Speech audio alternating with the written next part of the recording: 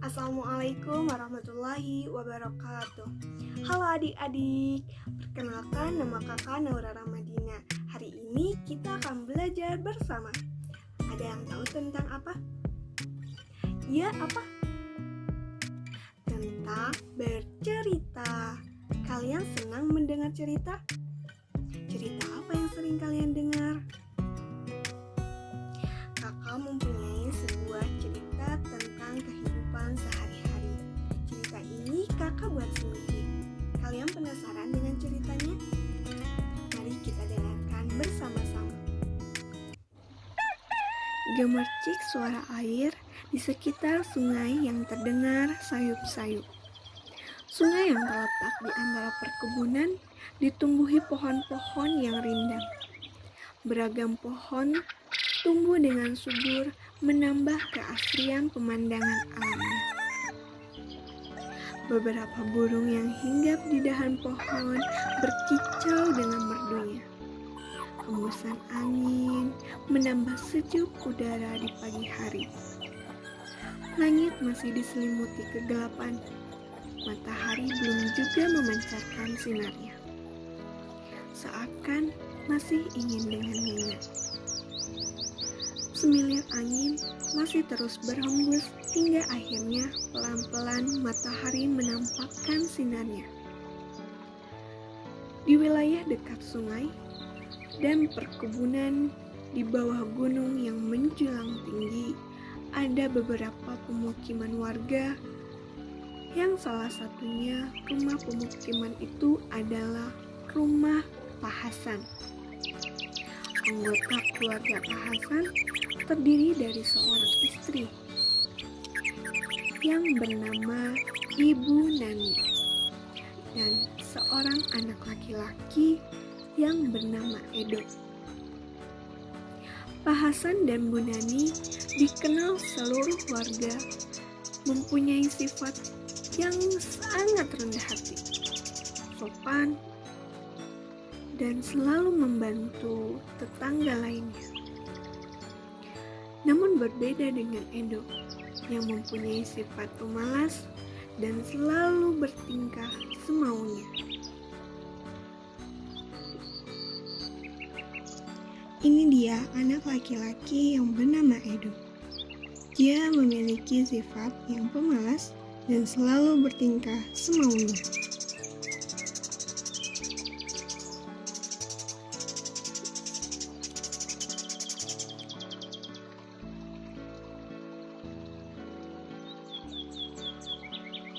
Dan ini dia, Pak Hasan. Pak Hasan memiliki sifat yang rendah hati, sopan, dan sangat sabar. Dan yang terakhir yaitu Ibu Nani. Ibu Nani memiliki sifat yang baik hati, sangat sabar, dan rendah hati.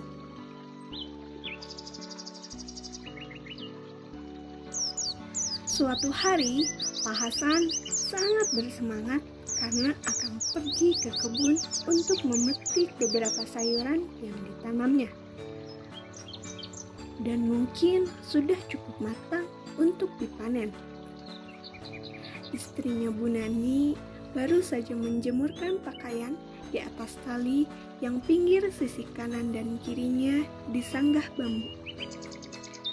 Bu Nani langsung menghampiri Pak Hasan dan mengajaknya bicara. Hari ini akan pergi ke kebun, tanya Bu Nani. Iya Bu, Bapak akan ke kebun untuk memetik sayuran yang mungkin sekarang sudah saatnya untuk dipanen, jawab Pak Hasan. Mendengar ucapan Pak Hasan, Bu Nani sangat senang karena memanen sayuran itu sangat membantu untuk kebutuhan pangan selama beberapa minggu ke depan. Ajaklah Edo untuk ikut ke kebun bersama Bapak, ucap Bu Nani. Apa Edo mau, Bu? Ikut bersama Bapak ke kebun? Tahu sendiri kan, anak kita senangnya hanya bermain saja, jawab Pak Hasan. Bapak tanya saja dulu kepada Edo. Barangkali Edo mau membantu Bapak. Jawab Bu Nani. Baiklah Bu, akan Bapak tanya Edo ya. Jawab Pak Hasan.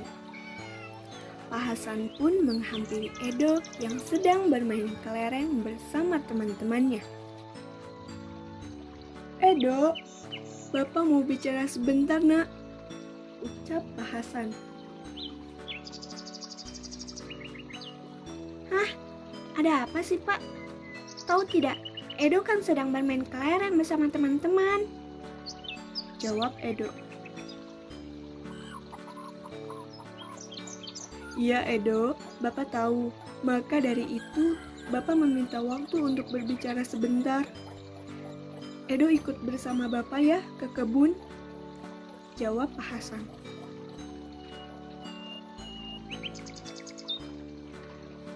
Untuk apa Pak? Ke kebun? Jawab Edo.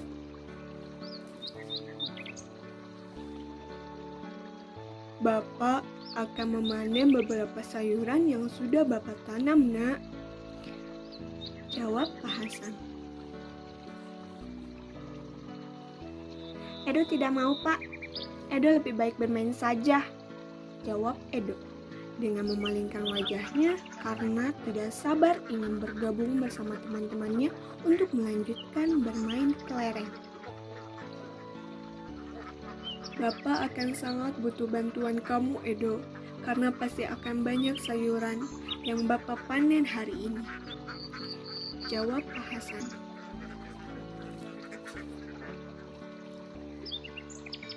Hah? Ya sudahlah, jika Bapak memaksa, Edo ikut ke kebun. Jawab Edo dengan suara yang pasrah dan dengan wajah yang sangat marah. Baiklah, mari kita berangkat, Edo. Pak Hasan dan Edo berangkat ke kebun bersama-sama. Tidak terasa, langkah kaki sudah mendekati kebun Pak Hasan. Pak Hasan melihat tomat yang sudah siap untuk dipanen pada hari itu dan menghampirinya untuk segera memetik seluruh tomat yang ada di kebunnya. Edo, sini nak, bantu Bapak untuk memetik tomat.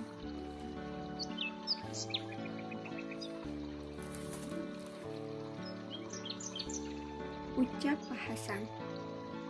Edo tidak mau membantu Bapak karena Edo tidak suka tomat. Rasanya tidak enak. Bapak saja yang memetik seluruh tomat itu.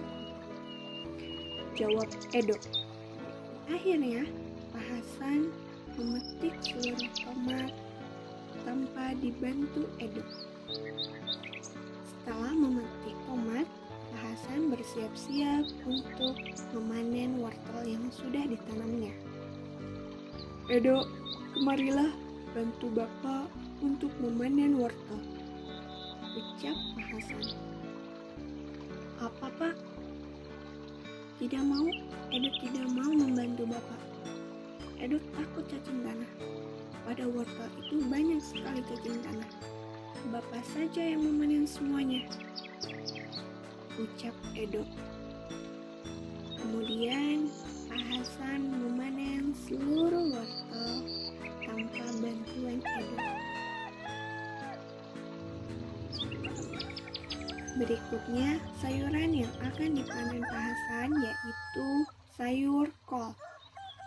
Pak Hasan sangat senang melihat sayur kol yang tumbuh begitu besar. Pak Hasan lalu bergegas untuk memanen sayur kol. Kemarilah Edo, bantu Bapak untuk memanen sayur kol, ucap Pak Hasan. Maaf Pak, Edo tidak mau membantu Bapak. Pada sayur kol itu banyak sekali ulatnya.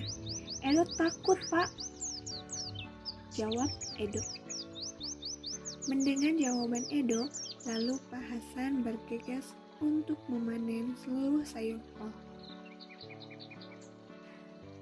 Dan sayuran terakhir yang akan dipanen Pak Hasan yaitu kentang. Karena Pak Hasan sudah tahu akan jawaban Edo ketika dimintai bantuan oleh Pak Hasan, maka Pak Hasan memanen seluruh kentang tanpa meminta bantuan Edo. Setelah menghabiskan waktu berjam-jam untuk memanen seluruh sayuran yang telah ditanam Pak Hasan, akhirnya seluruh sayuran siap untuk dibawa pulang. Pak Hasan dan Edo bergegas untuk segera pulang dan membawa seluruh sayuran yang telah dipanen. Ibu Nani sangat senang melihat sayuran yang dibawa pulang oleh Pak Hasan begitu banyak dan sangat segar-segar. "Bu, ini sayuran yang telah Bapak panen hari ini," ucap Pak Hasan.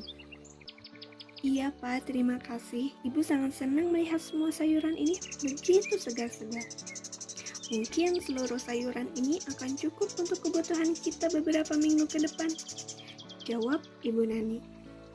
Keesokan harinya, Ibu Nani bergegas untuk memasak sayuran yang telah dipanen Pak Hasan.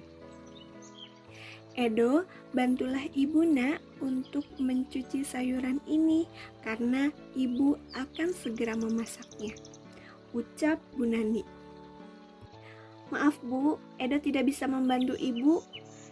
Edo akan pergi bermain bola bersama teman-teman," jawab Edo. Tidak lama kemudian, Edo bergegas keluar dan membawa bola untuk bermain bersama teman-temannya. Lalu Bu Nani bergegas mencuci sayuran untuk segera dimasak. Akhirnya salad sayuran yang dimasak Bu Nani telah siap. Bu Nani pun menyajikan salad sayuran itu di atas mangkuk. "Bapak, mari kita makan bersama. Karena hari ini Edo sedang bermain bola bersama teman-temannya, maka dari itu kita hanya makan berdua." "Baiklah Bu, mari kita makan bersama," jawab Pak Hasan. Menjelang sore, Edo pun pulang ke rumah karena merasa lapar. Sesampainya di rumah, Edo marah-marah kepada ibunya karena tidak melihat satu piring pun makanan yang tersedia di atas meja. "Ibu, Edo lapar. Edo mau makanan, Bu. Apa Ibu tidak masak hari ini?" ucap Edo. "Sabarlah, Nak. Kenapa kamu marah-marah terhadap Ibu? Ibu telah menyiapkan makanan untukmu," jawab Ibu Nani. "Edo tidak melihat satu piring pun makanan yang tersedia di atas meja makan," jawab Edo. Kemudian Ibu Nani bergegas ke dapur untuk mengambil semangkuk salad sayuran.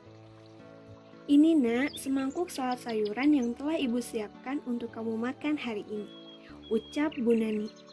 "Terima kasih banyak ya Bu, dan mohon maaf Edo telah bersikap kasar terhadap Ibu," ucap Edo. Lalu Edo, Pak Hasan, dan Bu Nani makan bersama. Edo sangat senang karena rasa dari salad sayuran itu sangat enak. Selesai. Pesan moral yang terkandung dalam cerita tersebut yaitu berbaktilah kepada kedua orang tua dan saling membantu ketika kedua orang tua membutuhkan bantuan, karena hal sekecil apapun yang kita lakukan terhadap mereka itu akan memberikan kebahagiaan. Ketika seorang anak berbakti kepada kedua orang tuanya, maka ada beberapa keutamaan yang diperoleh. 1. Amal. 2. Bernilai jihad. 3. Berpahala hijrah. 4. Surga di bawah kaki ibu. 5. Dipanjangkan umur ditambah rezeki. 6. Memperoleh ampunan Allah. 7. Taat kepada orang tua merupakan bentuk ketaatan kepada Allah Subhanahu wa taala. 8. Keriduan Allah ada pada keriduan orang tua. 9. Bentuk taubat kepada Allah Subhanahu wa taala. Dan yang terakhir, tiket menuju surga. Adapun cara berbakti kepada kedua orang tua dengan bertutur kata sopan. Seorang anak harus memberikan manfaat kepada kedua orang tuanya bila mana ditakdirkan menjumpai kedua orang tua dalam keadaan tua renta, pikun, atau daya kecerdasannya yang telah menurun. Dalam Al-Quran, Surah Al-Isra ayat 23, Allah Subhanahu wa taala berfirman mengenai larangan anak berkata kasar, melainkan seorang anak harus bertutur kata mulia kepada kedua orang tua. Quran surat Al-Isra ayat 23, artinya, dan Tuhanmu telah memerintahkan agar kamu jangan menyembah selain Dia dan hendaklah berbuat baik kepada ibu bapa. Jika salah seorang di antara keduanya atau kedua-duanya sampai berusia lanjut dalam pemeliharaanmu, maka sekali-kali janganlah engkau mengatakan kepada keduanya perkataan "ah", dan janganlah engkau membentak keduanya, dan ucapkanlah kepada keduanya perkataan yang baik. Terima kasih adik-adik telah mendengarkan cerita kakak. Semoga cerita yang telah kakak sampaikan membawa dampak yang baik untuk kalian semua. Sampai jumpa. Mohon maaf apabila banyak kekurangannya. Wassalamualaikum warahmatullahi wabarakatuh.